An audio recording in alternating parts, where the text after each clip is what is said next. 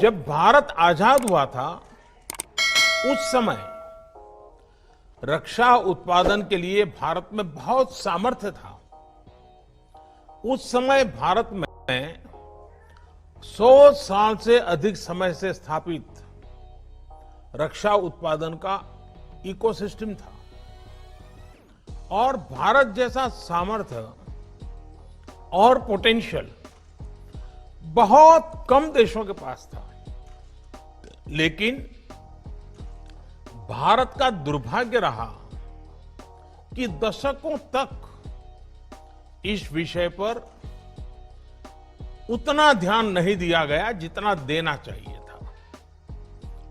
एक प्रकार से ये रूटीन एक्सरसाइज बन गया, कोई गंभीर प्रयास नहीं किए गए और हमारे बाद में शुरुआत करने वाले अनेक देश भी पिछले 50 साल में हमसे बहुत आगे निकल गए। लेकिन अब स्थिति बदल रही है। पिछले कुछ वर्षों में आपने अनुभव किया होगा कि हमारा प्रयास इस सेक्टर से जुड़ी सभी बेड़ियां तोड़ने का एक निरंतर प्रयास है। हमारा उद्देश्य है कि भारतीय में मैन्युफैक्चरिंग बढ़े, नई टेक्नोलॉजीज का भारत में ही विकास हो और प्राइवेट सेक्टर का इस विशेष क्षेत्र में अधिकतम विस्तार हो।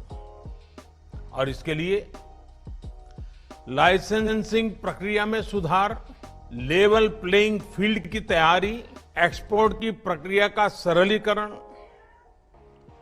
ऑफसेट के प्रावधानों में सुधार, ऐसे अनेक कदम उठाए गए हैं।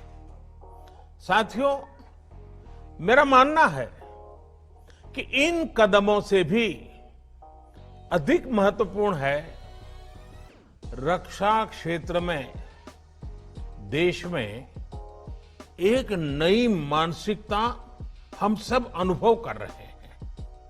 एक नई मानसिकता का जन्म हुआ है। आधुनिक और आत्मनिर्भर भारत के निर्माण के लिए रक्षा क्षेत्र में आत्मविश्वास की भावना